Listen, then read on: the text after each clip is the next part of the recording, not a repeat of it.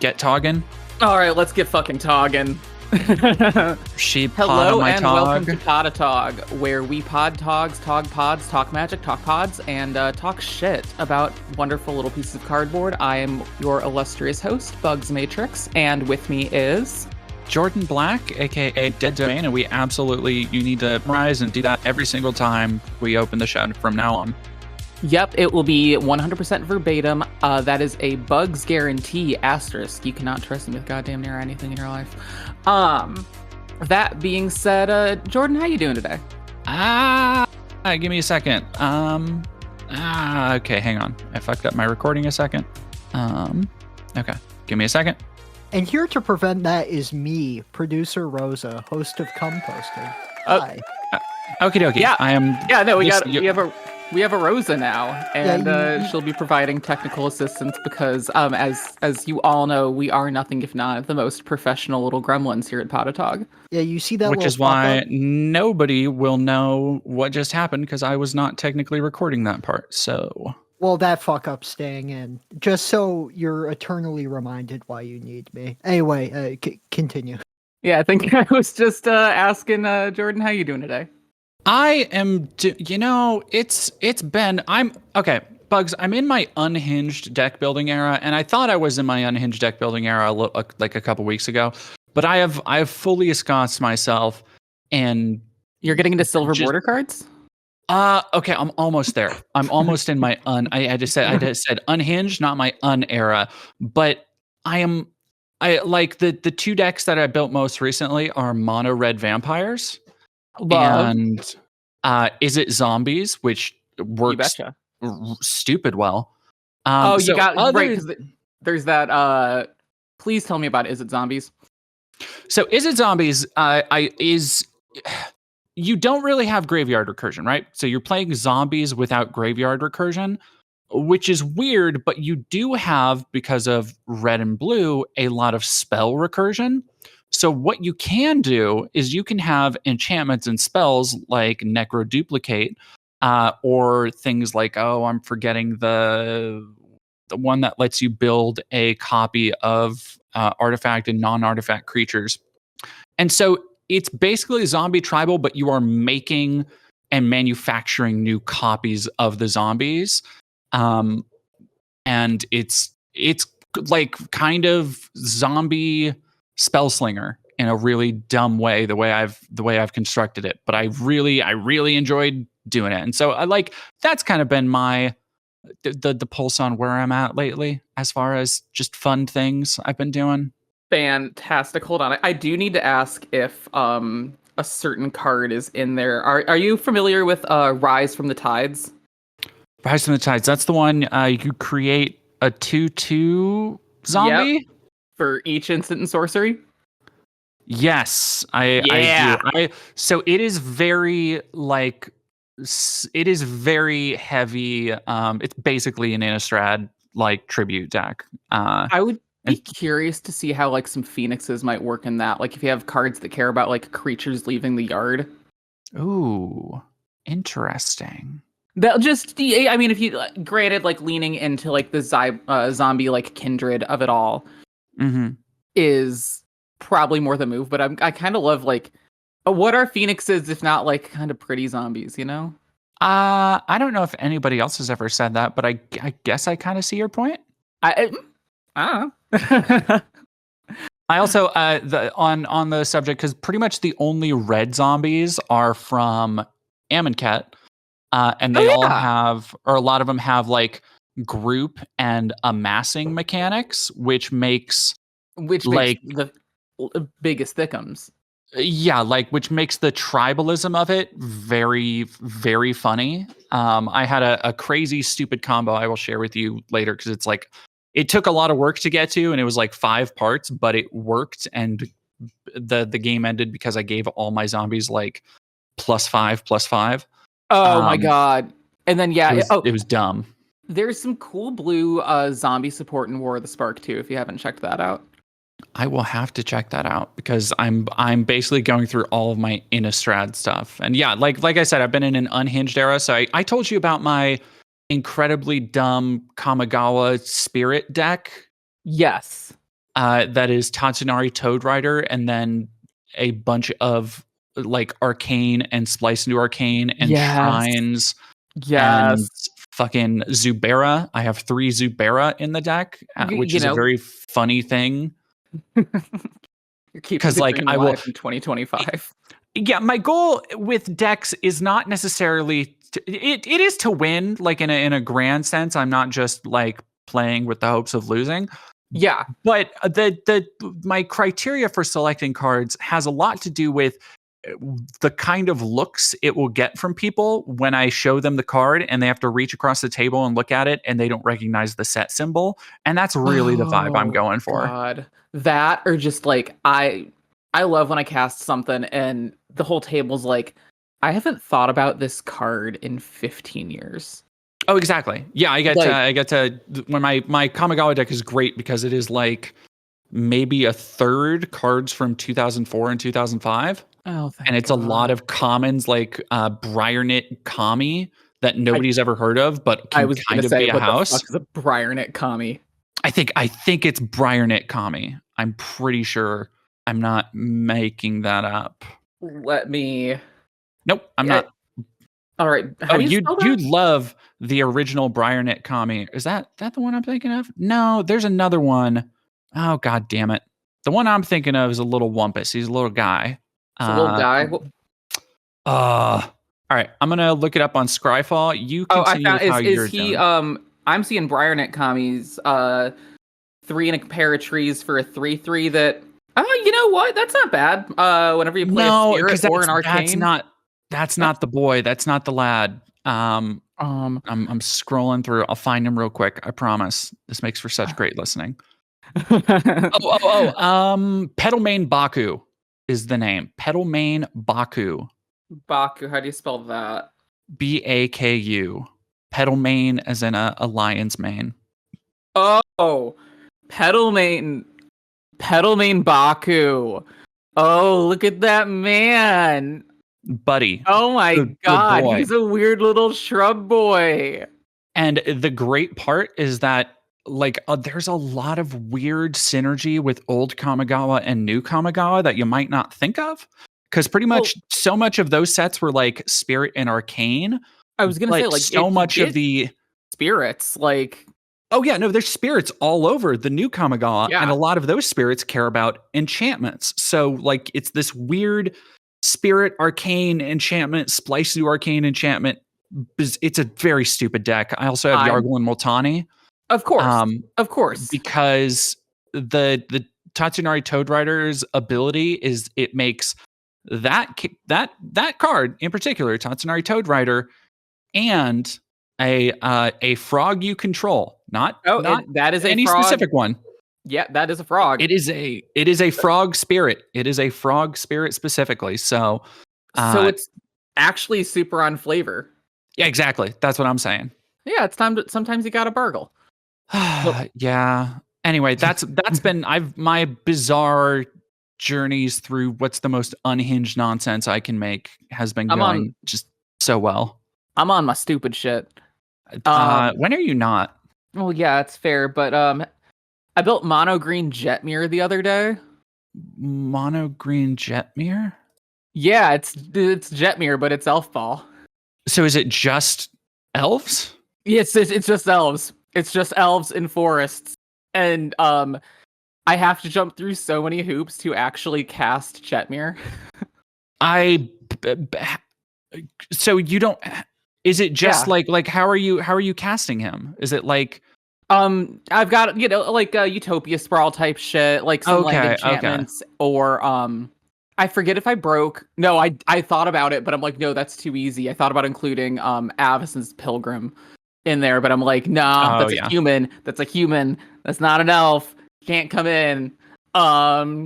Unfortunately, see, I'm in the exact same camp because I recently made an elf deck, and I find elf decks too easy, I guess. Oh, I mean, like, there's no hoof in this because hoof's not an elf. I think there's an overrun. I did put the new Foundations card, Preposterous Proportions, into it. That's a very good one. I that's very love fun. the art. I love the art on that. For those who haven't seen the card yet, it makes some big squirrels. And like ideally, I hope to one day resolve that with Jetmir on the field and just turn everything into a 16/16 double striking, trampling, vigilant shithead. So, I mean, speaking of big stompies, that brings me to one of my other incredibly unhinged decks I made, and I actually, after some adjustments, managed to make work. Are you familiar with Galta and Maverin? Oh, am I? I love a vampire dino combo piece. And I use that dino combo piece to make a deck that is exclusively vampires and dinosaurs. Good. And also things like, I don't know, Doubling Season and what's the Ascension one that Beastmaster's Ascension? No, it's the white card that it's basically white Doubling Season where it gives you Jesus. Why I can see it. like not Path of Ascension, Rites of Ascension. Yeah. Anyway, it's the token doubler, the mono white token doubler. Exactly. Yes. So I have that, and I have Parallel Lives, which is basically Doubling Season without doubling counters, and I have Doubling Season in there. I had a very, very funny thing. Are you also familiar with For the Greater Good? Speaking of cards we'll probably talk about today. For the Greater Good, that's from Bloomborough, correct? It is a Bloomborough rare. That is a Bloomborough rare, correct me if I'm wrong. That makes X copies of XX copies of X tokens you control. It does indeed. So I had a very, very funny time where I made a copy of Galta that was 12/12. And non-legendary. And then I made, I think it was 14 12/12s in a single turn. Yep. All with trample, which was dinosaurs and vampires do some work. I'm feeling. Honestly, For the Greater Good has like some weird synergy, I feel like, with, or like weird flavor synergy with that deck, just because it also has life gain stapled to it for God knows what reason. Exactly. And speaking of Bloomborough cards, I think now would be a great time to start picking up where we left off, talking through a couple of our favorite cards from each set from this year. Which, when I pitched that, I'm like, there's only a couple sets that came out this year, right? No, it took us 2.5 hours to just get through a little over half of them. And so we are on my favorite plane of all time now, frankly, Bloomborough. All time, that is high praise. Just to like wax briefly, like there are a couple of planes that I like really, really, really fucking love. Like, I love Tarkir. I love Mirrodin. I love New Phyrexia. It counts. But the plane where you go and become a little guy, like you can't not be a little guy when you go there. That's so charming. And like, I don't know. I also just love like structurally or like design wise. I think that it's such a new player friendly plane that like this is if I want to teach people how to play basic kitchen table Magic, these 10 like creature archetypes are just so immediately grokkable. And it's in each card, it has just the most charming of names, which brings me to one of my favorite cards of the year. A card that I have never not smiled when I cast. I want to talk about Hop to It for a second. Hop to It is a banger. Hop to It is perfect. 3 mana sorcery. What's it do? It makes 3 rabbits. That's it. You're just gonna hop to it. We're gonna hop to it. We're gonna make some guys. We're gonna hang out. Like I do kind of wish they were like multi-typal rabbits, like if they were like rabbit warriors, but then you start getting like warrior synergy and stuff, and that's like heinous. Or even like rabbit citizens, Like, but that being said, like the art is so beautiful and charming, and just shows three little guys bouncing around. Like what's not to love? I get some dudes, I get some bungies. And speaking of bungies and getting dudes, on the same topic of great white cards from Bloomborough, I think my first pick would be Caretaker's Talent. Oh Jesus, yeah. Which is such a like when Bloomborough first dropped, it was Caretaker's Talent and Innkeeper's Talent, and I think those two are still the best of the talent cycle, and they are such houses. They have done so much work for me in Arena, and I still like they've become. If I have any kind of token play in a deck, Caretaker's Talent is going in there. It's a little bit of card draw. And it's token support. Like what more do you want? And like it's such fairly costed for like each of the level ups. Like also I love that they brought back classes for this. Mm-hmm. Like I think this is the first time classes have ever been in a standard set. If I recall correctly, the only other time we've seen them was in it was D&D. Adventures in the Forgotten Realms. Yeah. Yeah. And just like, again, the world building that we're getting with this, it's like, this has very little to do with like the combat step. Like all of the art, like depictions are of just very like, they're very domestic scenes. They're just like little guys with their hobbies. Yeah, it's just like little vignettes. Like I love it. God, Caretaker's Talent's so fucking, and like, and Innkeeper's Talent, Jesus fucking, yeah, I'm gonna move on to that now unless you have more to say. I feel like we could, okay, yeah, let's hop around because I have so many. I'm just looking through white and I'm looking at like there's so many great cards in this set, top to bottom. I could probably do an entire like bonus pod just gushing about Bloomborough. Mm-hmm. Because there is not a single card in here that I do not like. Well, okay, I wouldn't go that far. I would. I have my. I mean, I think I have mine that I'm not a fan of. There's some cards in it that are not great cards, but even the ones that aren't great cards, I'm like, yeah, awesome. Raccoon Rallier, what's it do? It gives Raccoon Rallier is a banger. Raccoon Rallier is great. But like it's not like game breaking probably. No. It's in my Kalia deck. Jesus. Yeah, of course it is. Yeah, that and I have a goblin that does the same thing, and I have the Bloodlust Inciter, which does the exact same thing. I have my Kalia deck. If I have a land enchantment that allows you to tap and give a creature haste. That's like there are 7 different ways to make sure that Kalia can attack the second she comes out. Right. Well, yeah, because otherwise she's dead on sight. But basically, yeah. Card that you can't put in Kalia, unfortunately, Innkeeper's Talent. What the fuck? What the fuck is this card? +1/+1s. Yeah. Would you like a +1/+1 with your +1/+1? Would you like even more +1/+1s constantly? Like it's also fucking insane that they dropped this like what only technically the next main set right after Thunder Junction, which had shit like Railway Brawler and Bristly Bill. Bristly fucking Bill. And it's also like the fact that it says if you would put 1 or more counters on a permanent or player, put twice as many. Mm-hmm. Did you ever run into the Vraska, the Phyrexianized Vraska combo deck with this? Ooh, no, but that no, because you get Innkeeper's Talent all the way like fully leveled up.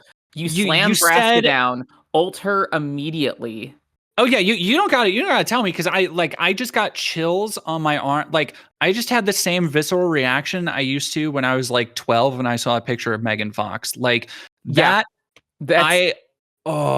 so good. Yeah. No, I'm thinking about building some sort of Abzan poison like infect deck. Like probably the Ixael Scion of Atraxa, but like not anything that's in the pre-con. Or maybe there probably some overlap of what's in the pre-con, but like because there's some good shit and there's some good infect little guys. But yeah, giving everything like double strike, infect, trample, like just Triumph of the Hordes with this thing online. Mm-hmm.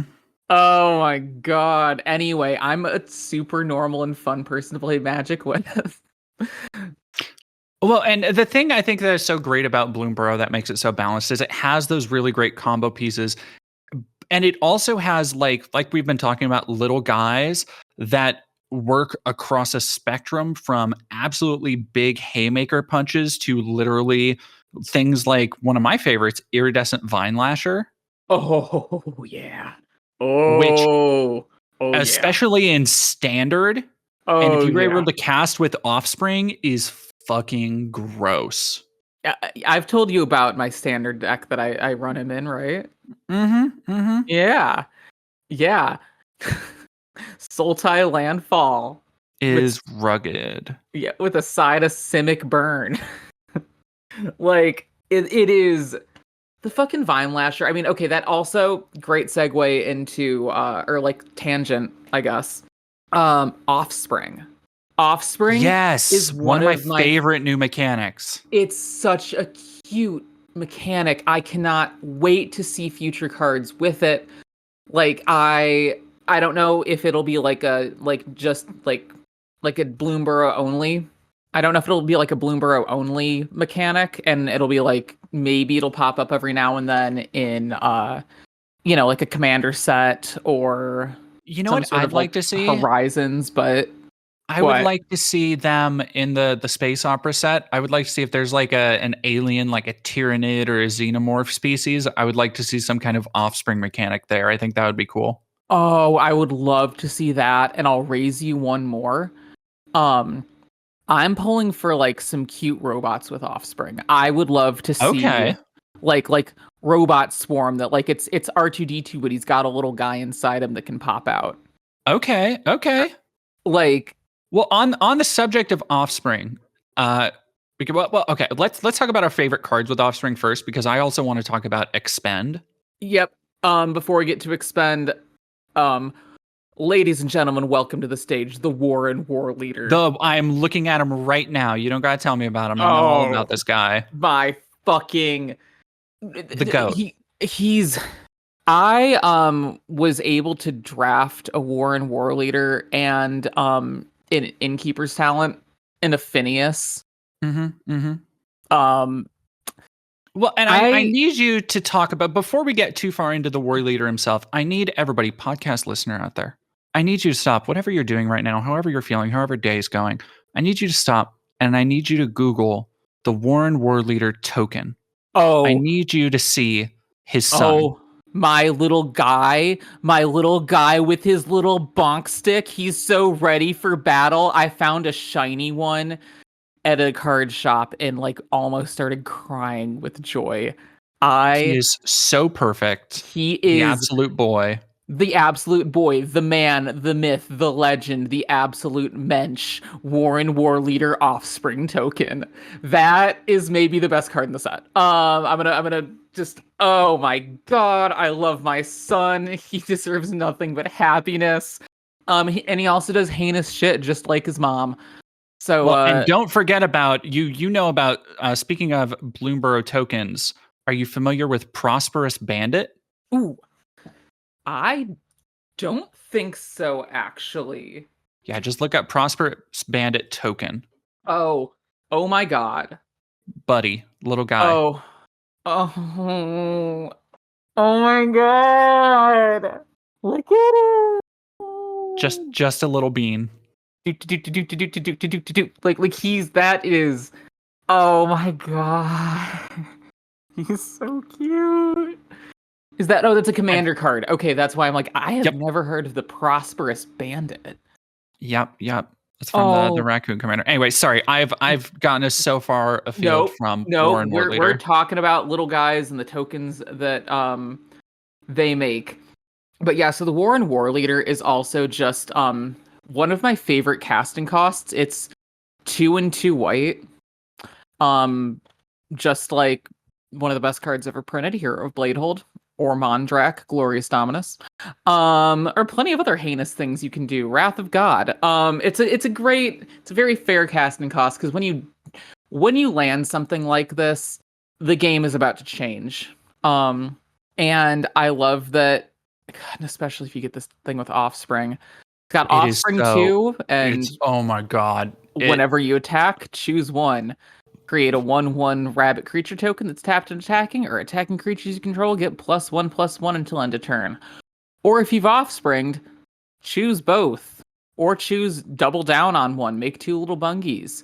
Or give everything you control +2/+2. Like, the amount of times I've gone from like a losing board state to playing this with Offspring in Arena, and suddenly having a like stack of 1/1 bunnies that are now just these 3/3 menaces. Yep. Like it is warping. It is a warping fucking card that makes the best token ever. All right. Honestly, I don't know any other like Offspring for me that hits as hard, except for, actually, I'm gonna take that back. Let me tell you about my buddy. What is his name? I believe, I don't want to get it wrong, Tender Wild Guide. Oh yeah. Yeah, who is basically kind of a, like, for 4, that's just 2 mana pips right there. Yeah, and it's any color, or you can do honestly, getting into the habit of on your opponent's end step, just tapping him to grow him a little bit. Like, he's not bad. He's a good boy. He's a good boy for sure. Very good boy. His beat sticks are more walking sticks. They aren't bop sticks, but I'll take it. I'm just going through all these cards again, and I'm like, I've gone through so much Bloomborough draft chaff, and there's so many cards that I'm like, these might be good for a cube. These might be good for, like, if I ever do a tribal thing, but like, But I do forget how many legit bangers there are. There is so much heat in this set. All right, I think you've got yours, then mine, then yours again, and then I think we should just mosey on down to Duskmorn. Otherwise, we will be here all fucking day. Okay, so I'm between Maha and Yigra. Well, I was going to talk about Yigra, so we can talk about both right now. You know what? Actually, instead of Maha, sorry, Maha's wonderful, but everybody knows Maha. I'm going to talk about the Rottenmouth Viper. Potty Mouth can fucking kill himself. My sweet baby boy, so my fun draft story of this is, during pre-release, I was fortunate enough to draft 2 of him in 6 packs. Yep. No. And I had multiple games where somebody would take care of the one, and I would have the other in hand and cast it. Yeah. And the thing with Rottenmouth Viper is that it is, like, in Commander, he's a lot easier to deal with, but in a standard format, if you can get him out, he is one of the most oppressive cards I've seen in a minute. Yeah, I most recently played against this thing at CubeCon in that vintage power cube. Oh yeah. Yeah, like this thing's, oh my god. Like, if you're generating a big board state and can just, because you can sack any type of non-land permanent, and this set makes so many fucking tokens to reduce his casting cost.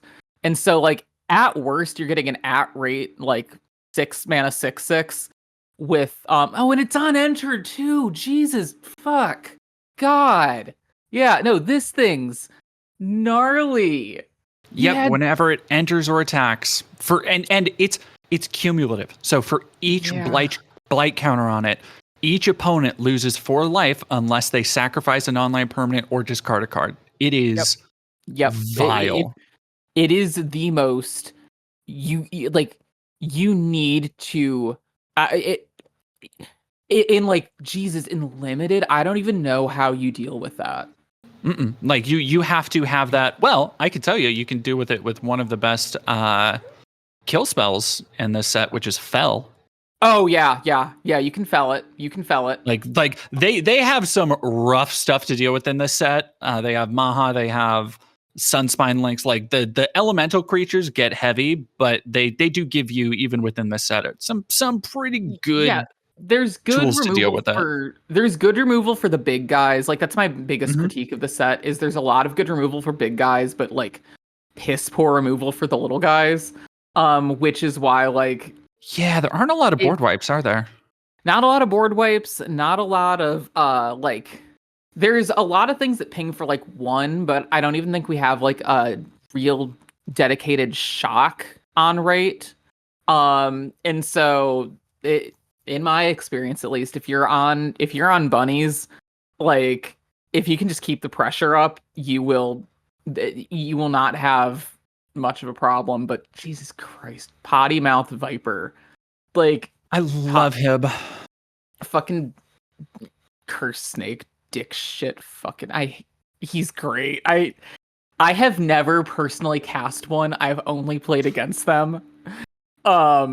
It's a moment, as somebody who has 2 of them that I run in decks. It is a moment where you become the problem very quickly. Yep. Oh god, I completely forgot about all the great. Well, you're going to talk about Ygritte, so we can get into some of the legendaries after that. Yeah. I gotta that was my pre-release powerhouse, was Ygritte, Eater of All. And I gotta say, turning like artifact wipes into kill spells feels pretty damn good. It is. It's such a fun card. It's so flavorful. It goes really well. Another thing it goes well with, and I haven't seen anybody. I've been actually considering making this because I like Golgari, but I want to make something that's unique in Golgari. Yeah. I think Ygritte with a lot of the food and like gingerbread cards from Wilds of Eldraine, because a lot of those, like Eldraine. Sweet Tooth Scourge is another Golgari card. There's like multiple gingerbread men that are like in green or colorless, like would go great with that. Oh, plus if you get like a bunch of the halflings from Lord of the Rings. Oh hell yeah. Yeah, no, you put the mono green Merry and Pippins in this. And an Academy manufacturer, because fuck it. Gross. Yeah. You have Ygritte eating pretty good. I mean, his one drawback, thank God for this, is he is just a meatball. Like, he turns into the biggest, dumbest idiot this side of Fountainport, but with no evasion. But yeah, and it's obviously so hard to give things evasion in Golgari and Commander. Oh yeah, no, that's super hard to do. Yeah, it's never Rancor. Who is she? But like, yeah, Ygritte, just big beefy cat son. Oh my god. Playing that thing was like, it's a very Timmy E card, and I love that for everyone. Well, and it brings me to the thing one of the things that I'm most happy about with, especially compared to Duskmourn, but I think the Bloomborough legendaries are all pretty much bangers. Yeah. Like I was just saying, like Ygritte, I'm getting a great deck idea for Ygritte right now. Vren, my rat deck, I don't that is the rat commander to me. Yeah. Like, that's the one you play if you're playing rats. Mara, people slept on Mara. I've seen people do so many fun things with Mara Trash Tactician. Oh my god. Oh yeah, and that's got expend on it if you want to gush about expend for a second.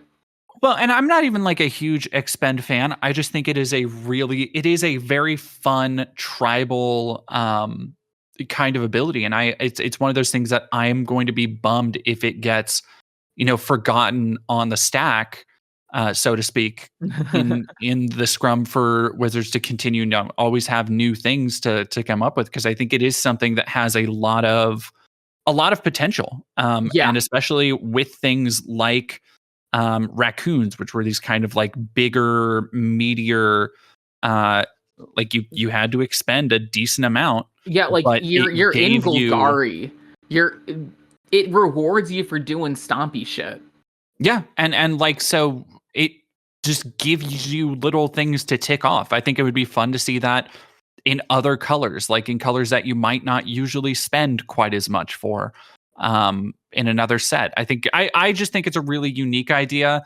I like the way it was executed here. I never really built anything around it, but I just always thought it was cool, and I hope it comes back at some point. It's so sick. Like, God, and especially like in green, red, and this set, like there's just so many big, stupid, fun things to cast. Oh boy. Hugs. Like, Hugs is a great one. Yep. Oh my God. Hugs Mabel. is fucking... Oh, God. Yeah. Oh. Another thing, I really like the Orzhov tribal bats. I think those are very fun. And then, but like the Azorius birds in this set, stupid. Yeah. Oh, I've played against several either entirely flying decks, or whether it was in standard or in commander, that have a lot of the cards, especially I'm looking at Castrol right now. Oh yeah, if you have any kind of blue-white flying tribal, like goddamn, they get so out of hand so quickly after like turn 3 or 4. Yeah. I mean, I guess that's the one thing though, is it's after turn 3 or 4, and this is such a fast format that like I like my most experience with Bloomburrow has been through limited, and so I'm like, because like otters are also a really fun one. Like if you can get it going, yep, nutty. But like it's those bunnies and the mice. Bunnies and mice, and if you're playing in standard, lizards with a lot of the shit from Thunder Junction. Like if you are unfortunate enough to get stuck with like what's that one, the fuck ass lizard that like Mr. Steal Your Shit? No, that one too. I'll find him. But there's one that might be Valley Flamecaller. That's Valley Flamecaller's in here as a Bloomburrow. Yeah. Oh, maybe it's Kindle Spray. Anyway, oh no, it was Hired Claw. That's what it is. Whenever you attack with one or more lizards, it deals 1 damage to target opponent. And then you put counters on it. Yep. For a 1-drop, and then you have like if you are playing in standard, somebody's gonna have, if they're playing red, they're gonna have like Slick Shot Show Off, and it's just gonna be a nightmare to deal with. Yep. Yeah. Oh my God. We could talk forever about this set, but I do think we should move on to Duskmourn if we want to get through 3 more sets plus the other couple topics we've been thinking about. Yeah, because we do need to. I'm looking to see if there's anything else I really love. I love Mockingbird. That's a fun one. Like Balin the Haymaker's fucking sick. Like that's Balin goes stupid hard. Holy shit. That's why this is like my favorite fucking set of the year. Like there's no card that doesn't at least kind of excite me. I also think another one that I think is kind of slept on in heavier formats is Season of the Burrow. Oh yeah. Especially if you are running any of that bunny or token generation, like being able to exile 2 things that a target player controls and get a bunny, great. Not bad. Another bad just complete game changer. Yeah. All right, but yes, we can move on to my favorite. I get made fun of for loving Duskmourn as much as I do. That's frustrating because I think it's a cool set. Like it doesn't. I think it wins more for me than it misses. Yeah. But like broadly speaking, I think that it's a sick as hell set. It is a set that like there are sets that I open packs, and if I don't get a good rare, if I don't get like a full art land, I'll just be like, man, why did I do this? Yeah, but Duskmourn is a set that I'm like, you know what? I will probably find a place for some of these cards, whether that's in a cube for flavor reasons, whether that's in like a B-side or a sideboard. Like we were talking about earlier, but all of the enduring the Glimmer cycle, oh my every single one of those whips. They're incredible. Like they are Like, great value. The fact that they like stay on the board, yeah. so good. Oh my god. Yeah, no, like I mean, at least for me, what's the oh my god, why am I spacing on its name? Um Are you thinking about Enduring tenacity? Innocence. Oh, Enduring innocence is Innocence. great. Enduring Innocence is fucking gross, especially with the way that it supports the like creatures with power 2 or less. Like this is such a good little like white weenie card too. Oh, we're Like gonna have to talk about like Enduring Innocence comboed with Arabella I was and what's yeah. Midnight Mayhem, the gremlin one. Oh yeah, the one that makes a bunch of hasty gremlins. Mm-hmm. Yeah. Gross. That's oh my god. Yeah, no, I think okay, actually just why don't you talk a little bit about like why this set works as well for you? I love spooky shit. I love all the horror themed sets, and I think the overall aesthetic for me is not necessarily the problem so much. I get a lot of people don't like the kind of I love the VHS-y like very retro, almost vapor wavy kind of 80s horror aesthetic. I don't hate it as much as a lot of people do because I think a lot of people would see some of the stuff like the ghost vacuum and they're like, oh, it's just Ghostbusters, or they see some of the more 80s iconography and they're like, oh, it's just Stranger Things, but it doesn't really commit in any one of those directions too much. And the things that I get from it are more like it's the more strange, surreal, almost Silent Hilly horror that I love. Yeah. Where, especially when it comes to the monster and creature designs, which are so Oh my god. unlike anything else in Magic. I love the non-human creature designs in this so much. Like They're that so good. is oh my god, all of the different like the different fear ofs or Mhm. the overlord cycle. Like they're just yeah, like they're these very like they seem very like 80s 90s like video game monster inspired more than anything else. And so like yeah, like Silent Hill is so apt because it's just like these I'm looking at a Silent Hall creeper, and it's just this Oh, I love big, Silent hunched Hall over, Creature. freaky, gaunt looking skeleton fuckhead dude that's just like so proportionally wrong. And I'm like, yeah, that would chase me down the halls of like an abandoned hospital. Absolutely. Like, Exactly. And I love like Appendage Amalgam is another great one. oh Um yeah. I The love Mind so much of Skinner. the art. Mind Skinner is very fun, very funny. I love so much of the art. I think the art is perfectly evocative of this like kind of intangible, bizarre space, like looking at something like Live or Die. Um, yeah, I think it is so flavorful. I think so many of the cards, especially in the uncommon and common, are ridiculously slept on. Yeah. Things like one of my favorite, like a card that legitimately makes every game a little bit more fun, no matter when you play it, is Sporogenic Infection. Remind me of So when you enchant a creature another player controls, and they have to sacrifice a creature other than the enchanted creature. It's up to them. And then when that enchanted creature is dealt damage, it's destroyed.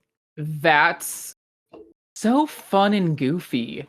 Like there's so many little ones like that that put other players on the back foot, but not in a way of necessarily being incredibly unfair or oppressive, although there is some shit like that, but in a way Like, that forces people to adapt in interesting ways. yeah. Yeah, no, like they are just they're fun little it feels like yeah, it's weird little haunted house shit. God, actually I'm just looking at Scryfall right now, the card right next to Sporogenic Infection, the Unholy Annex slash Yep. Ritual Chamber. Yep. That's a fun one. Because if we're talking about like cool shit that's been introduced this year, um rooms Oh, so good. rooms fucking oh my god, I did not think that I was going to be as high on like these as a card type, and then like testing them during pre-release I'm like these feel incredible to cast. So I would, on the subject of rooms and loving rooms, I would guide you to one of my favorite legendary creatures from the set. All right. Because I also think the legendaries are kind of slept on, especially as commanders. I'll Everyone but probably the end murder up, twink. yeah. Mm. Do a lot of people play Winter in Commander? I haven't seen anyone do it yet, and I think, but I'm. This is a pro winter podcast.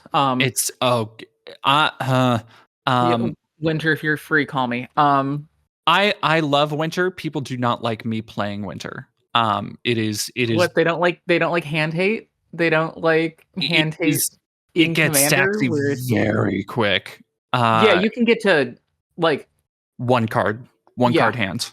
yeah. But one of my favorite commanders, speaking of rooms, is Marina Vendrell. Oh my Uh, god.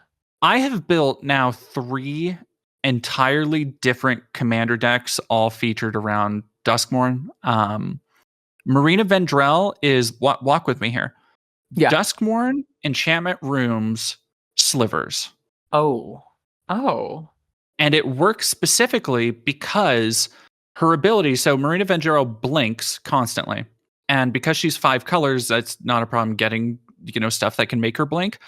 But I needed something tribal that would go together without necessarily needing a certain card if I had to discard it, because what her ability is, and I have like 16 or 17 of the room cards in that deck.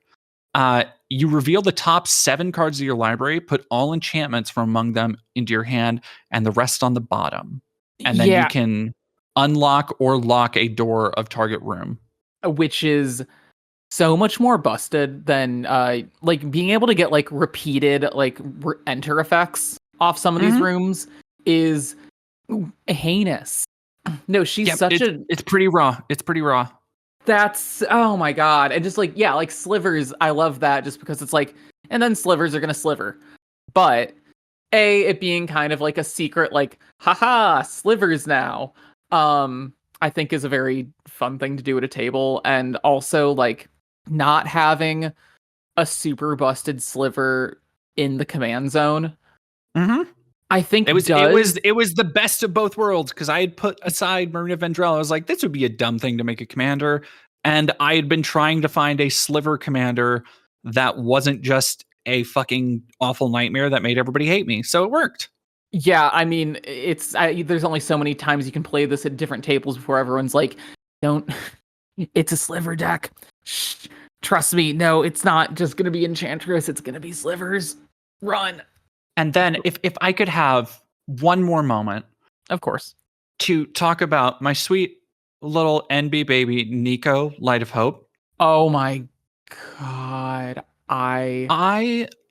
Nico is such a wonderful card, and almost nobody I feel knows about this mythic and what they do, because I have a Nico, a Duskmourn commander deck that is all Nico, and it is all blinking all the time. And what that does is people don't really know what shards do. But if I can steal somebody else's big stompy, for example, or if I can play something like, oh god, what is I think this is the one I did. Yeah. Are you familiar with Sarah Avatar? Yeah. So if you play Sarah Avatar, a non-legendary creature where the power and toughness are equal to your life total, and say you, I don't know, you have like Teleportation Circle and OG and Displacer Kitten in your Nico deck, so you're blinking them 3 or 4 times a turn, making 2 shards each time. Yeah. And then for a mere 2 mana, you create, and let's say you've had some, life chipped off, so you're at like 30 health. For 2 mana, you can create, let's say, 20 30/30s. Yep. It is. It's there. Oh, it's such a. Because it's one of those things where, like, I think that you can kind of become the threat out of nowhere with Nico and Commander, because, like, they just don't seem that threatening. Yeah, like you're just building shards, and people do not. As somebody who has become the threat with Nico and Commander multiple times, let me tell you, people don't see it coming. No, it's I'm just doing I'm doing Azurius flicker shit. Look, I have a flicker wisp. Look, I have an Abdel Adrian. Like it's not. It's like yeah, it's and just make some guys getting a little. It's just value. We're hanging out. Blight Steel No big Colossus. deal. Oh, ooh, I should put a Blightsteel Colossus in there. Oh God, I'm just going down. I love so many of these cards. Like, so the thing I really love about Duskmourn, and we can talk about Dread and Delirium and all that stuff, but it is they manage to make a feeling of apprehension or a feeling of or this kind of thrilling feeling of a chase or snatching victory from the jaws of defeat, like a part of so many of these cards where things can just change on a dime. It puts you on the back foot with things like Unstoppable Slasher. Oh my and God. Valgavoth. Ugh. Unstoppable Slasher, and I think those kind of put like both of the different tones you were describing. Like those are the poles where it's you've either got like this thing that's like it hits the board early and it's coming for you. It's fucking coming for you unless you take care of it. And even if you take care of it, have you really taken care of it? Have you double tapped? Like you're gonna need to use 2 fucking fells to get rid of this thing. Or Valgavoth, where it's all of a sudden like the fucking most archdemon ass looking freak getting resurrected out of nowhere.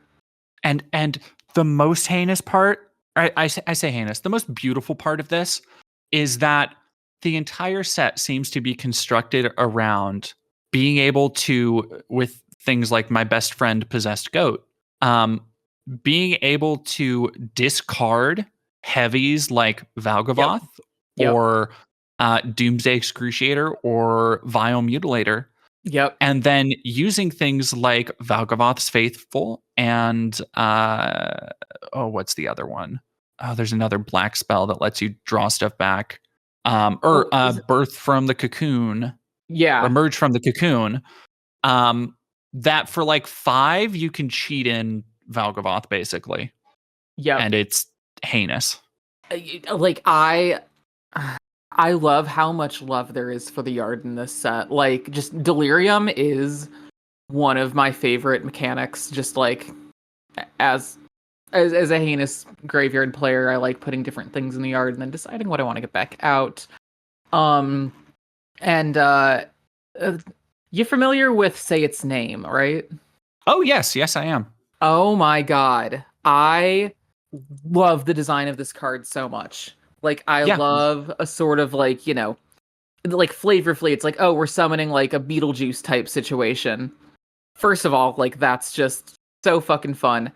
Second of all, it lets you mill. Third of all, it is not a good card for Commander. Like, nope.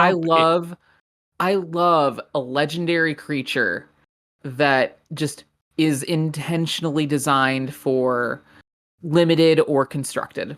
Because Altanok the Thrice Called, like, yeah, you can run him as your commander. I don't really care. Like a 7-mana 9/9 with trample. If you're like, yeah, I'm on Altanok mono green Voltron, like, I love that for you. But I can kind of fuck with that, honestly. Yeah, like it's fun. But if it's like, no, I'm just like pitching this thing. Like, and plus you can get him back from the your library, your hand, or your graveyard. Like, and just slam this haymaker onto the battlefield, and like, oh my good golly goddamn gosh, it feels great to resolve just through the Say Its Name pitching. Like, what the fuck, Like, oh, that's so fucking heck. Oh, you got to talk about Rescue Bestie. Oh, I want to talk about the beasties, just kind of really broadly for a second. Okay, so I want to say before you get too into that, yes, not enough beasties, not enough gremlins. Oh, yeah, Wizards, Watsy, Gavin, if you're listening, great set, y'all knocked it out of the park. But you gave me one of the cutest gremlin designs I have ever seen, and not nearly enough of these little scamps in this set. And for that, Bugs will remember this. Likewise, the Beasties. First of all, I'm kind of sad that Beastie didn't become, like, I know that obviously just making them beasts makes way more sense for like creature support writ large, but like they're beasties, they're besties. If Jordan, I think we talked about this like when Duskmorn dropped, but if anyone listening hasn't had the pleasure of reading, first of all, if you're not like reading the Magic story, I highly recommend doing it. It's been a lot of fun recently. I know it hasn't historically been super great in like the semi-recent past, but I've enjoyed pretty much everything, ranging from yeah, it's pretty good to like this fucking rocks. All year, like it's starting with murders. But there's a side story that's kind of a backstory / like explainer about how the Beasties came to be in Bloomborough, and how they're these like weird, goofy amalgamations of people's pets, and they have this kind of collective sense memory to want to protect people. And it's so well written, it's so touching. I was not anticipating like tearing up at like 10:30 in the morning when I read it at work when it dropped. And I think the Beasties are just so precious. They would probably make my top 10 of like lore things that have happened this year. And so we got one legendary one. His name is Kona. He's the rescue bestie, and this thing he's rescue busty. Yeah, as people have started to play with Kona more, especially in less limited formats like Commander, when Kona comes on the field, it's on site. It's on site for this good boy. Unfortunately, I'm gonna fucking old yeller this. Yeah, bedtime, we buddy. cannot allow this dog to tap. Are you kidding? If this dog taps, at best, I'm seeing like a world spine worm in Commander. On the good side of things. At worst, I'm seeing like omniscience in Standard. Yeah. And then I'm seeing Atraxa, and then I'm seeing Valgavoth. Yeah, it's a fucking. I've had some fun stuff if people play things that let you tap and untap permanents.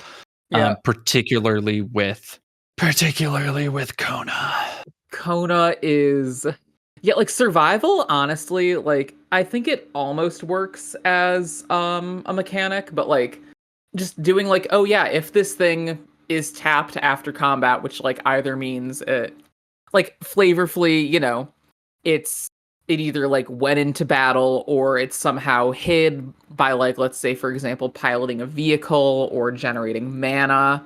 Then you get to do something cool, and Kona lets you just put something onto the battlefield. It's your call. Whatever you want. You can just Kona says, yeah, have a thing. Kona gets you a little treat, and then you kill people. Well, and speaking of little treats, Sheltered by Ghosts, I feel is one of the last cards I really want to talk about, as like, if you didn't play a lot of Duskmorn, you didn't open a lot of Duskmorn, you don't know about Duskmorn. Sheltered by Ghosts is one of the, I strongly feel, one of the best cards to come out this year. It's nuts. That is a Nutter Butters card. It is so good. If you have any kind of white, you should probably be running it for 2. Like, yeah, no, like it's so unassuming. But yeah, like when it ETBs, exile a target non-land creature controlled by an opponent until Sheltered by Ghosts leaves the battlefield. So you just Oblivion Ring a thing. You ossify a thing, whatever. And if that wasn't enough, and again for 2 fucking mana, it gives you creature, lifelink and ward and +1/+0. It is no, like the number of times I've run into turn 1 Optimistic Scavenger, turn 2 Sheltered by Ghosts. Ooh. Like, I hadn't even thought about. Yeah. yeah. Get rid of my thing. Deal with this. Punch you for, what would that be? That'd be punch for 3. That's like 4. Yeah. 3. That's not bad. Turn 2 coming in for 3. Lifelink. God damn. I hadn't even thought about that. Yeah. Optimistic Yeah. Scavenger. 6 Okay. point swing turn 3 is not a bad way to start. Well, it depends on what side you're on, but yeah. Yeah, if you're controlling it, then. But Are there any others in Duskmourn? I realize I've kind of hogged this conversation with my love of Duskmourn. You're good. There's one that I want to bring up fully for the art because it's bizarre and I love it. And that is Unidentified Hovership. Oh yeah, Unidentified Hovership is I fun. love that we just have like a Roswell ass UFO card. Well, we have 2 of them because there's also Fear of Abduction. Oh yeah, we do have some little green men type guys. Yeah, like based on the little bit of art we've seen for the space opera set that we're getting this year, I don't think this is the art direction they're going to be going for that, unfortunately. No. I mean, granted, what we've seen so far, like I love like Dune ass fucking Tesseract, like that fucking rocks. But I was really hoping that it's like if we get like little green men in saucers type shit, like oh, let's go. But yeah, no, I just wanted to kind of close on Duskmourn with like I wish I could overlook the aesthetic of the survivors just like a little bit harder. But outside of that, I think it's a set that like if you let it into your heart, it's very fun. Yeah, like you have to. I wish more people would let it into their heart. I love me some Duskmourn. I think it is fantastic. It bums me out that apparently it did not sell very well comparatively. I mean, that might mean boxes of it'll be cheap. Yeah, but it probably means like because I know Bloomborough sold pretty well, right? Yeah, Bloomborough did I think a lot better than they were anticipating. Yeah, so of the things we've seen this year, I think Bloomborough is the one that like with a bullet we're definitely going to see some kind of follow up to. I mean, and yeah, I'm going to give a little bit of a spoiler for later in the pod. Okay. If we talk about Aether Drift at all, one of the factions of racers all come from Duskmourn. Oh, one of the factions. Interesting. Yeah. I've heard tale that there is a certain character returning. That makes me very happy. I did not realize there was a whole faction. Yeah, we're gonna get to that. Okay. But let's mosey on through Foundations and Foundations Jumpstart just to kind of get these all going at once. What do you think of Foundations? Just like gut response. A lot of people really love Foundations, and I don't mean to be like I don't want to be like sound like I'm being a contrarian or anything, but I think Foundations is fine. I think it is some magic ass magic. I think it's neat. I think it's cool. I like it a fair bit. I don't think it is kind of the necessarily the like the apex of sets that I think a lot of people see it as. I understand that. I'm going to politely push back for a couple of reasons. If you say heir apparent. I was going to start there, but no, I think I need to lead with Progenitus. Goddamn. What? Progenitus okay, carry on. Is pretty neat. And so I will say I run a lot of these cards. Like looking through them, I think it is an incredibly well balanced set. I think it has so many fun things. Like we've talked about Infernal Vessel, which people are sleeping on.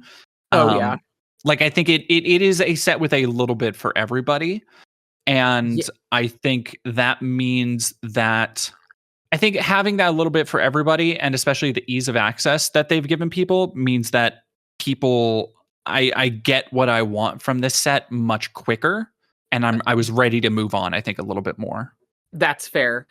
I'm just gonna say we have Progenitus and Llanowar Elves in standard for the next and Scavenging Ooze Yeah, Scavenging for Ooze is the fun. next 5 years. We have Krenko Mob Boss Doubling Season and Galta in standard. Well, That and is like who's the big Quake Strider Ceratops? oh yeah, Young Thickums. Yeah, Oh, big meatball. big meatball. Sear Slicer Goblin. Oh Also my very god. good. Like, but the one that I do just really want to be like, because I've recently built this as a commander, and I just this card sparks me with so much joy. Niv Mizzet Visionary. The Niv Mizzet that combos with himself. Yep. People be liking that I Visionary Niv Mizzet. that this you're telling me this Niv Mizzet's a visionary? Like, I oh my fucking god, we got a new Alesha, like just we got like pre loot showing up in the vault. We have like baby loot. Baby loot, because I guess he's kind of still a baby, but baby loot. Because he doesn't have he doesn't have full teamer yet. He just has mono green. And he's also kind of heinous as a commander as well. Oh my god. He's a little shit stirrer. Mono green loot is stupid. Like, we have Phyrexian Arena and Rise of the Dark Realms in standard. And Scrawling Crawler is also another banger that they came up with. It's Sire of Seven Deaths is just cool. Like, I think that so I'm gonna take what you said and I'm gonna give it the positive spin. Mm-hmm. Given that there's no plane or story for this set, like, yeah, I kind of feel like I'm down to move on from it pretty quickly. But there's so much fun in it. Like, I have just had so much fun playing limited, playing standard with these cards. There's so many Banner of Kinship is nutty in any like creature like kindred deck.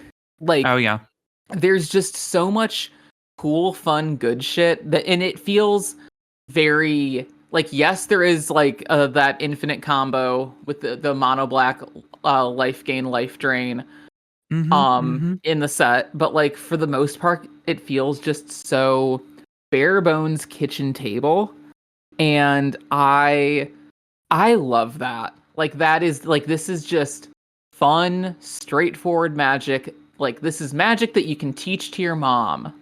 Yeah, as I'm looking through it again, I think I just haven't.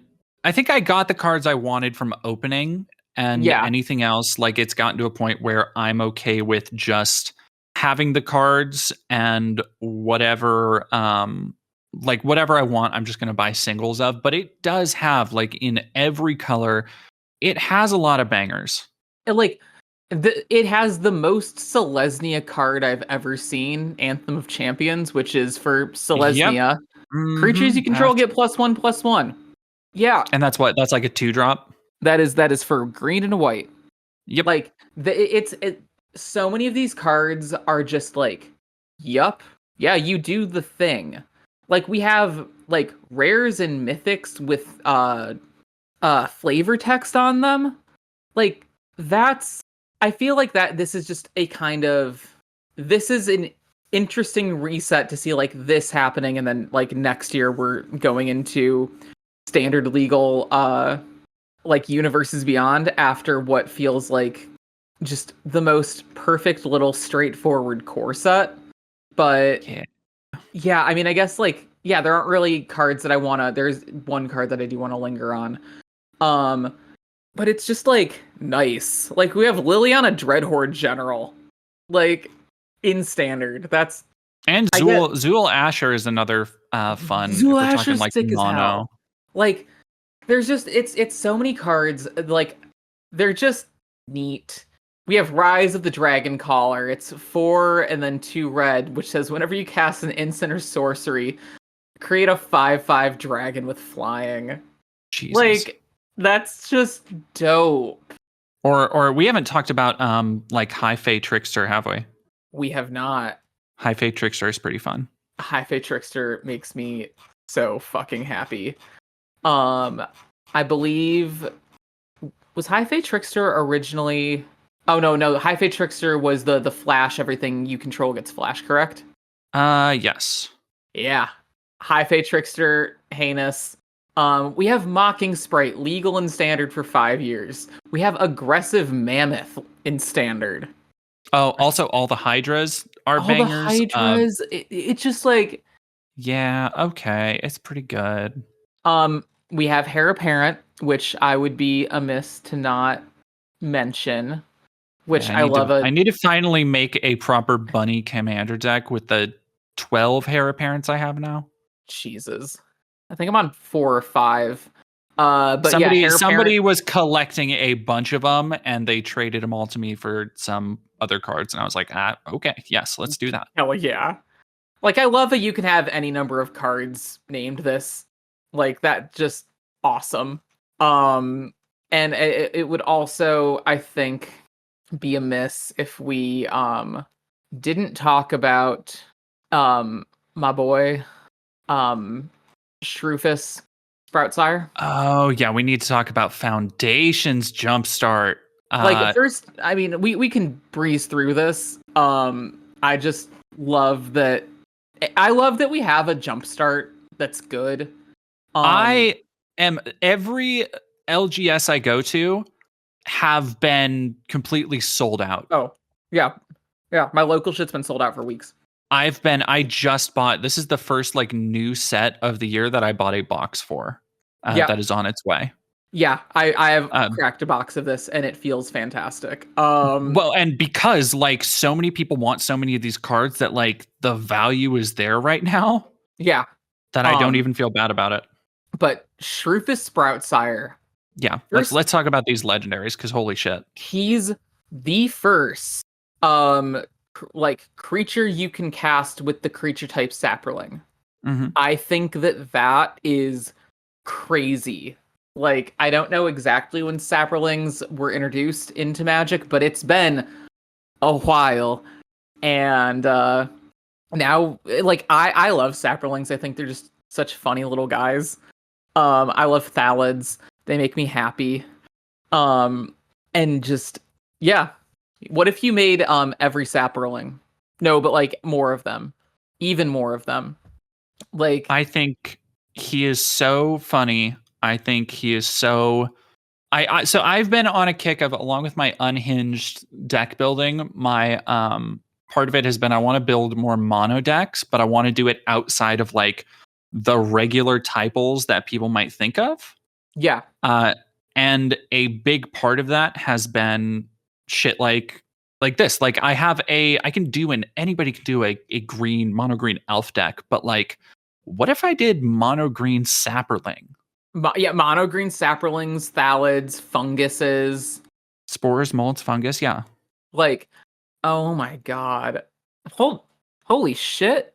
You can get a Chromatic Lantern in Jumpstart? That's so cool. I wonder what theme that comes with. Probably one of the artifact themes. God, but like, yeah, I mean, I'm glad that Jumpstart is not strictly standard legal. But like, there's just... I do need to call attention to maybe one of the worst card arts in this set. And that is, are you familiar with Psy Master Thopterist? I am. Oh. What's going on? I see what they're kind of trying to... It gets worse the longer you look at it, honestly. I don't like that his glasses are so small. His eyes are so oddly piercing. The way his body is angled doesn't quite look right. Yeah, like the angle that we're getting this, I'm like, I would have wanted... why is he looking at us and not the Thopter that he's mastering? Indeed. However, I would like to also point out Mowu. Mowu. No new art for Mowu. Puppy. Love Mowu. Puppy. Puppy Mowu. Very good puppy. Yeah, God. Yeah. Oh my God. It's Jumpstart. It's good magic. It's foundations. Like I need so many of these cards still. I want We have I want Matthias to is make here? I want to make a deck for Plagon, Lord of the Beach, the Starfish Wizard. Oh my God. His job is literally just beach. Ophelia, Viper Whisperer. I need that for my Gorgon deck. I need okay, so I also another one I don't like. Somebody who just built a mono red vampire deck. Avora, Insatiable Air. I do not like her art. She is the only legendary mono red vampire. Yeah. Yeah. She looks like an old lady. I mean, I kind of like that for her. She's giving Yzma. I need my red vampires to be serving far more cunt. There's a legacy to uphold. Yzma didn't serve cunt. Speaking of little guys, and because I know you love goblins, how do you feel about General Crete? Yeah, buddy. Because that's a goblin with an energy sword. That is control enters.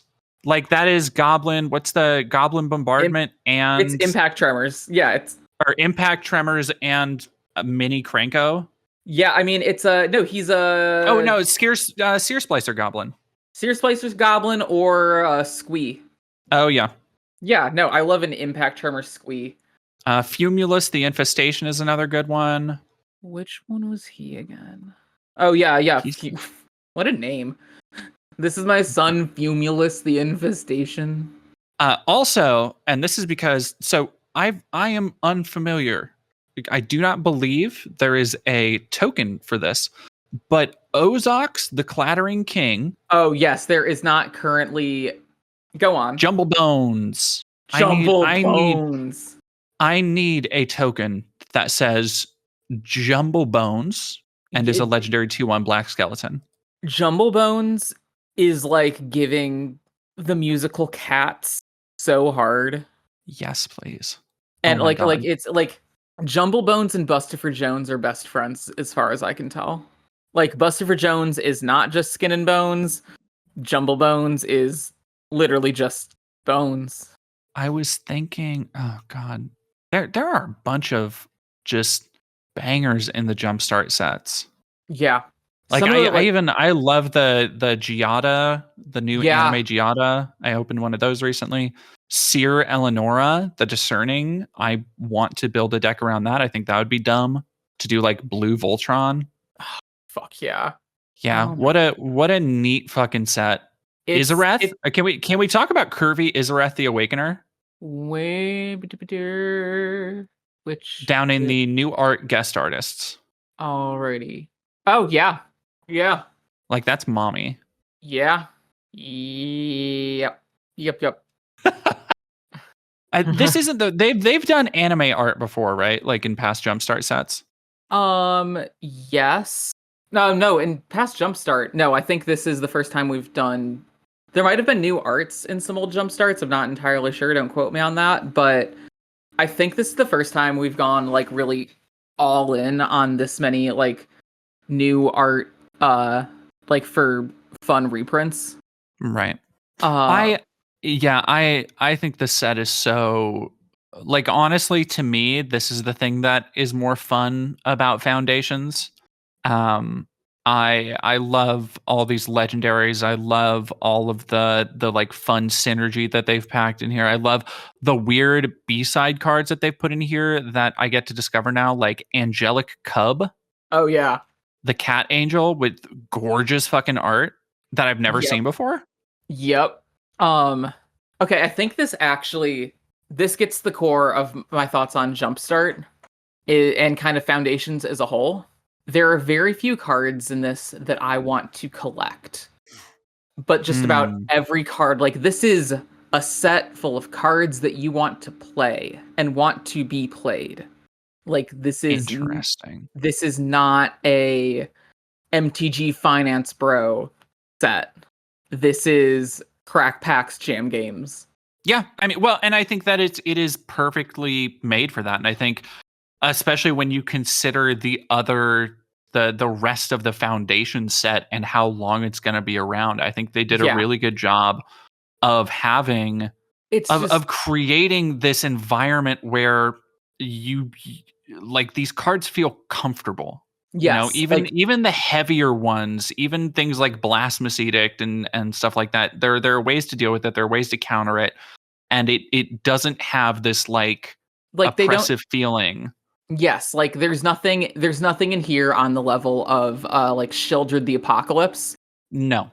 But there's a ton of cards in here that would probably be great for support with Shelly Yeah. in some way. Exactly. Yeah, like I said, I run like there's so many good, and I have like 3 or 4 vampire decks now. There's so many good vampires. There's so many good little there is really a sampler platter. Like even with Jumpstart, they have here's a Gorgon Assassin. Like there are so many things that I'm running from Jumpstart and Foundations across all of my decks now that I really can't be mad at any of it. Although I really hope I don't ever have to open up another pack of Encounters is one of the ones I run a lot, and the like Courageous or whatever the one with the Bloodlust Insider is that gives me Inept Vizier of Hazaret. Oh yeah. Because I've opened like I've 3 of those each. I have cracked 3 oh shit. What is it like? Stoked or like Yep, Stoked. That's what it is. Yep. Yep. Like Oof. they're fun cards. But like I would like to open more of the fun Angels ones, please. But I guess that kind of, unless you have anything else to say kind of on Foundations or this year in Magic writ large, I mean, I think it's been a pretty banger year, especially in the back half. Yeah, I think a lot of people were very, when I kind of came onto the scene when I was getting into making decks and stuff in the spring, a lot of people were very negative. The kind of after, people liked Ravnica Remastered, but then you had Karlov Manor. Yeah, then you had Ravnica Remastered with hats. Yeah, and I think a lot of people like looking forward to like, oh, okay, we've got, Fallout. Fallout was good for the Commander players, but then looking forward, it was like, yeah, Modern Horizons. Yeah, I think Bloomburrow will be cool, but I'm not looking forward to that horror thing, and I'm not looking forward to Assassin's Creed. But as they've unfurled and as more people kind of gave a lot of these sets a chance, I think they've all proven to be pretty good in their own ways. Yeah. I think that like even if they're not the main players of a lot of decks, like I think there's going to be a lot of fun niche like favorites for everyone, plus like honestly some weird busted tech. There's so many weird. I was just talking about with Nico and Marina Vendrell has been, as I've gotten into, and it's what I love all these weird new legendary creatures in Jumpstart for, is that as I've been getting into building things and I'm going to try and make something that is weird, that surprises people, they continue to put out more cards that are just great like that. Like I'm looking at Sinette Jelly Drover, who's she creates a 1/1 blue jellyfish with flying. Yep. And that's sick as hell. That's so weird and dumb, but I'm sure somebody can make it viable, and that's the kind of shit I love. That's the kind of shit I love. I've, like everybody else, I've been playing a little bit of Marvel Rivals, and it reminds me of the old days of Overwatch, where the most fun part of any competitive format, of any competitive game, is finding your own play style and making that work for you and still being good at the game. And yeah, there are so many different tools for so many different tastes and styles that have been given this year. And I think a lot of people are still part of the fun is gonna be that people are gonna take a lot of time to find their niche, find their groove. Like there's going to be at some point somebody's be going through, Draft Chaff or just bulk at their local store, and they're going to find a Sheltered by Ghost. They're going to find a card that they overlooked in Bloomburrow, and it's going to change, and they're going to make a deck around it, or it's going to change the way they play a certain card. And I think that's part of what makes Magic such a wonderful game as an experience and as a method for expression. Yeah, no, entirely. Like, I'm really excited for some of these cards to become someone's new favorite card, like 5-10 years from now.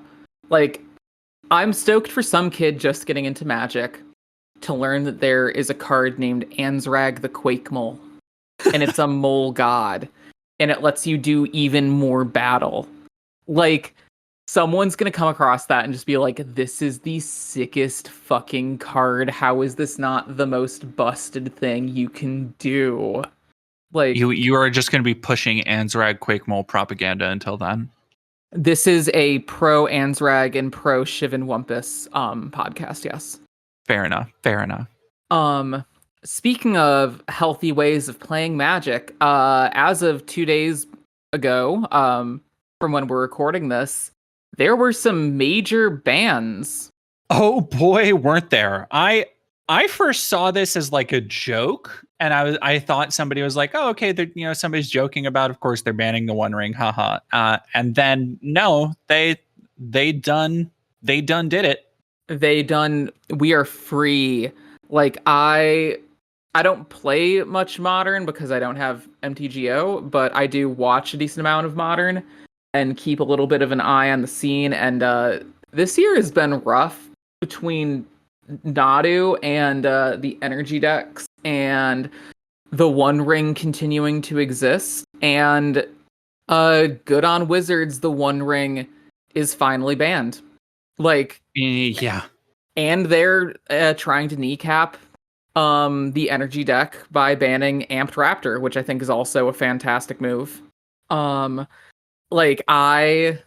One Ring is, as literally everyone and their dog has said, the One Ring is just kind of a little bit too good, and for it to have been printed directly into Modern is sort of heinous. Like, I think it would have been just as fine for the One Ring to have been printed into all of the commander decks, and maybe you continue to have it be the promo for the bundles, and let Legacy and Vintage have something fucked up. Like, it should never have been something you could have a 4 of, I think, in a deck, because that really cuts down on the drawback of one of the craziest card drawing engines. No, the craziest consistent card drawing engines. I'm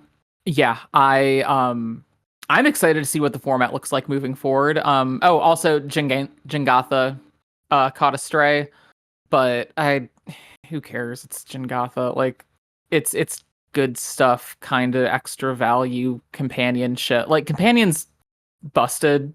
Companion's really busted. Like, they had to errata Companion, like, literally within weeks of Ikoria, I believe. Yeah, those came from Ikoria, right? Yeah. Yeah, something like that. Dropping. They had to errata. I'm just gonna say that with a little more confidence. They had to errata the way that Companion works within weeks of Ikoria dropping. Like, I don't know why Wizards was like, oh yeah, let's give 60 card formats like a commander. Let's do that. And like, all of them are fucking nuts. Like, Lutri was banned from commander before the card even dropped. Luris is too busted for like Vintage. Like, you can't. These things are just a mess. I don't think anyone's gonna super miss Jengatha. But Jordan, what I am very curious to hear your thoughts on is the 4 unbannings in Modern. Yeah. Now, I am not as well versed in bannings and unbannings, and especially Modern and Pioneer and Legacy, because there's a couple bannings for those as well. Oh yeah, Psychic Tog got in Legacy, and so did Vexing Bauble. Good riddance. They're a little bit too good for their own good. But, to me, it seems like that doesn't happen a lot. I have not seen 4 unbannings of this power level since I've paid attention to Modern.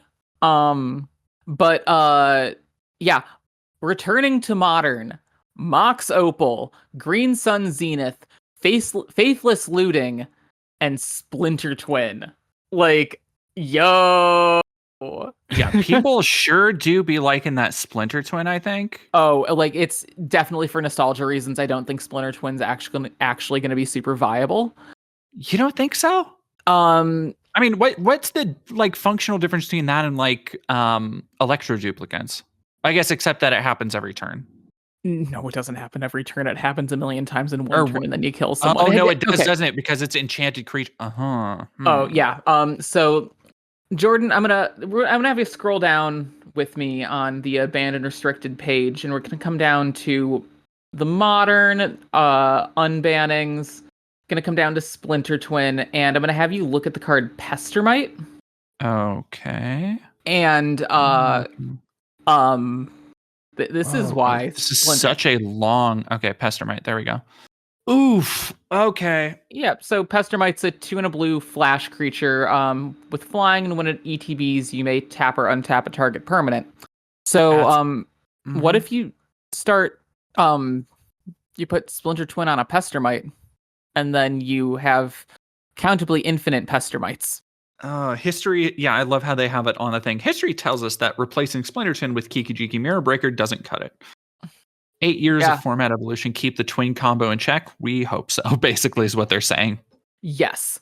I do think that there is enough like variety, and there's enough variety of like removal that you can run, and like Splinter Twin is because Opal, Zenith, and Looting are all kind of more toolboxy cards that can go into a variety of different decks. I'm very excited to see what Amulet Titan does with Green Suns. But yeah, Splinter Twin, it's like you're on Splinter Twin. Green creature at converted cost X or less. Woof. And Mox Opal. Yeah, Mox Opal, and I'm mostly stoked for Faithless Looting, frankly. Just because I love Faithless Looting. I did not know that was a banned card. Yeah, it's really good to be able to pitch 2 cards of your choice. Yeah. With flashback. Like, what if you? It's a card I love playing, and I don't know. I guess I was kind of surprised that it isn't more, or that it was banned in a format. But I guess in something like modern, there are more options. Oh yeah, because you can play multiple copies, can't you? Yeah, you can play 4 of those, so you can do this 8 times. Okay, that's a little different. Yeah. No, it's a busted card. I wonder if it'll catch a rebanning. I hope it doesn't, but like, I'm gonna call this now. I would not be the most surprised. But it's fucking back. And just like this has been, especially just in a year full of weird BNR announcements, this one feels like a good note to end on, I think. You know, as much as I did not see the rancor, the uproar that people were feeling around like a couple months ago, which I'm kind of surprised about as far as the One Ring, because of how like expensive that card has been. Well, yeah, because it up until Monday, like it got so expensive because you needed 4 of them for like any modern deck can play it. Yeah, I think it is just a matter of like, I think kind of everybody knew that it was coming in some way. Oh yeah, no, like the writing has been on the wall. Like I really hope that this causes a big drop in price for it, because I think that it's a really cool card. It's a really good card. I think it should be affordable for more budget inclined players. Like, I think it's stupid expensive right now, but like, you can play it in Commander, right? Oh yeah. Let me check something.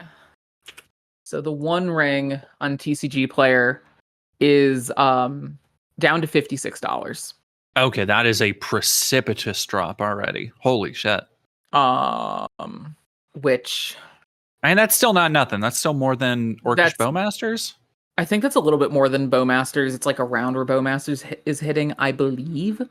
But like, 2 months ago, it was approaching, if not hitting, $100. Or 3 months ago, I guess. It's been on a good decline from since September, when everyone just was kind of like, okay, it's gonna have to drop, right? Like, because it's gonna have to get banned.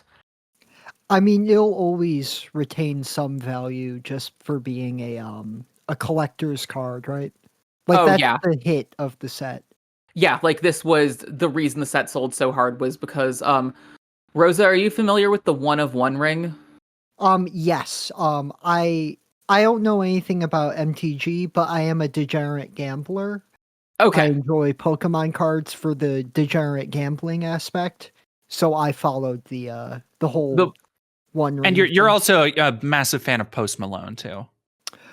Oh yeah, I love Post Malone. I'm a big Posty head. I'm actually getting Post Malone written on my forehead, like the Joker, Suicide Squad.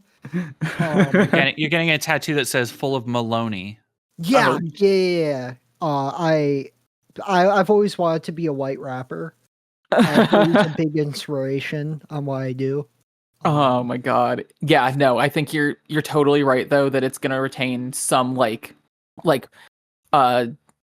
price memory type situation. Like, I doubt it'll go much under $50.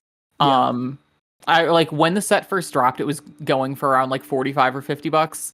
And so I got my copy because I bought one of the bundles that you were guaranteed. It was like the promo card in the bundle was, you get it, and I'm like, okay, I'm gonna spend like $15 more than what this is going for, and also get many packs of Magic cards. But which is such a good deal now, looking back. Yeah, no, I'm just glad it drops, because like, personally, and maybe this is like a weird controversial thought, I don't like when I have cards that are like over a certain price value that I did not intentionally get. Mm-hmm. Like, no, if it's I'm on that tip too, where I'm like, if a card is $40 and it's not one I'm playing and not one that people want to trade for, I'm just selling it, because I like it. It would do better for me to get more cards than to just like have this thing here.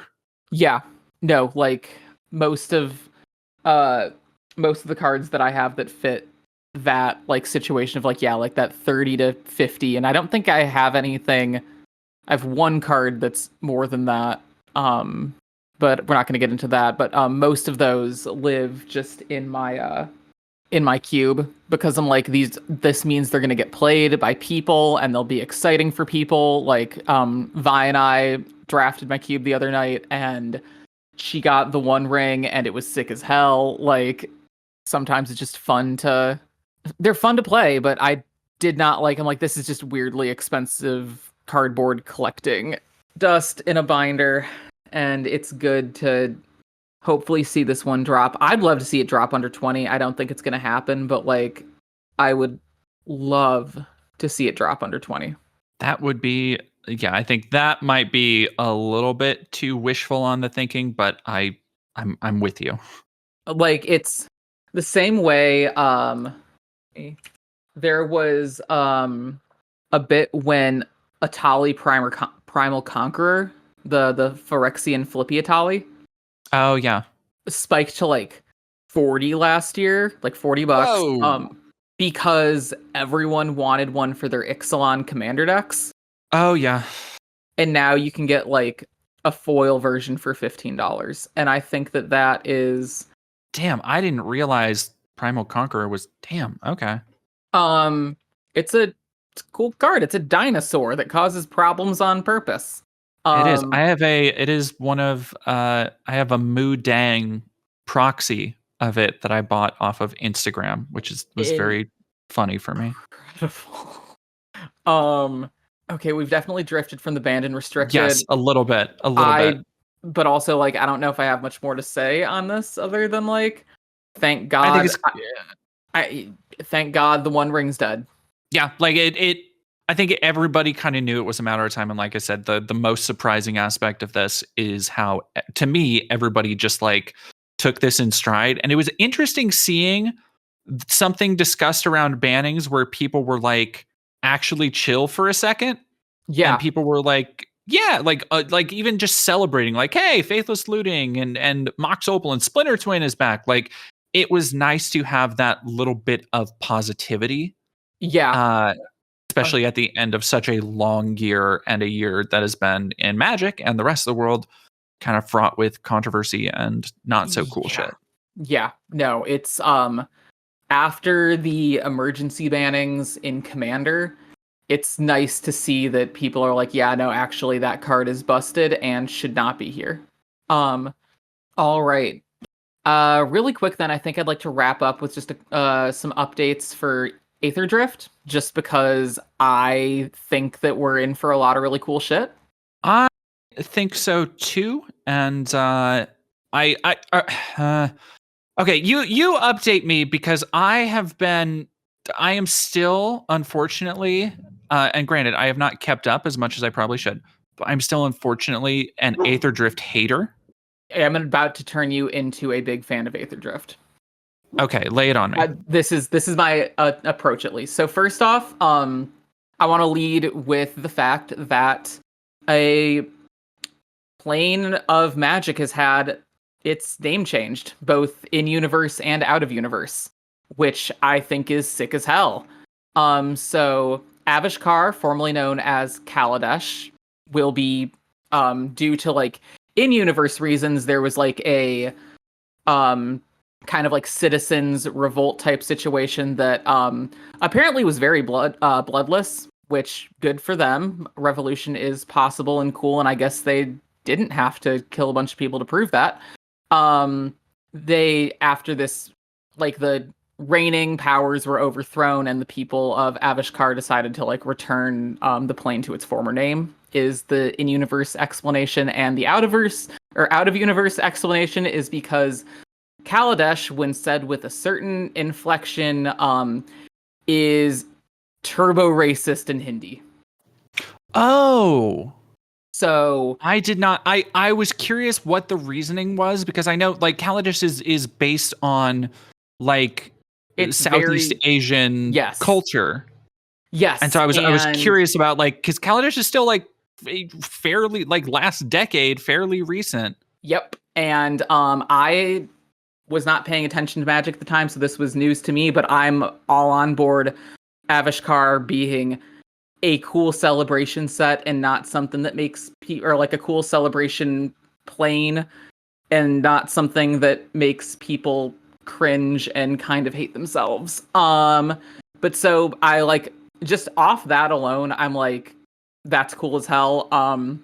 And so yeah, like all of the reasons that I'm like stoked for this also are just very in-universe-y things, because like the main crux of the story is Chandra riding a fucking like Tron-ass fucking light bike on like racing through like multiple planes trying to win a spark for her girlfriend Nissa.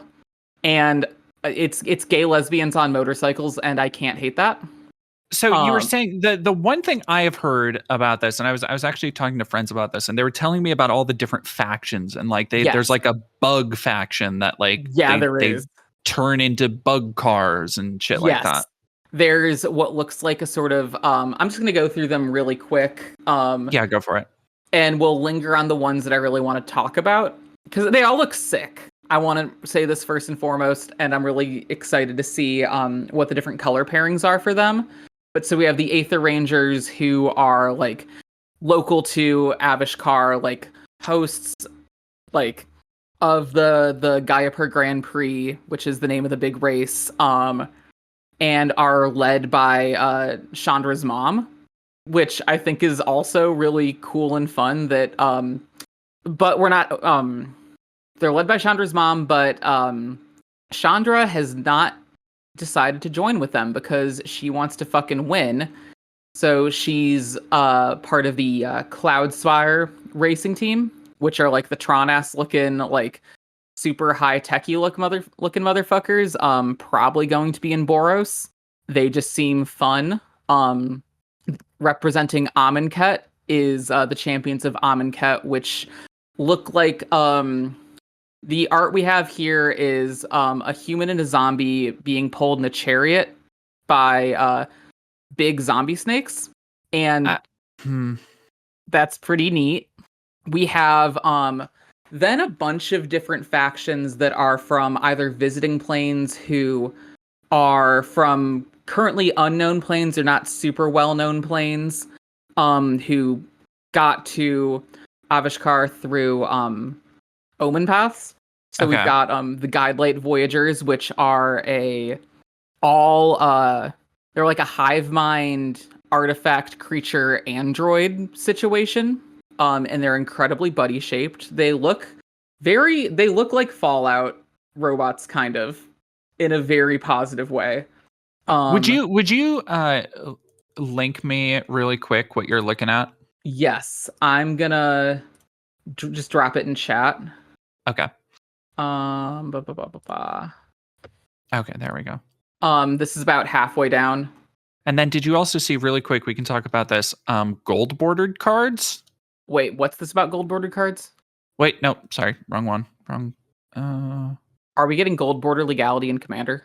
I think Aether Drift leak reveals new gold bordered MTG cards. Fuck yeah. Oh, fuck yeah. I have not seen that. I don't really pay attention to leaks, but that's sick as hell. I'm fucking on board with that.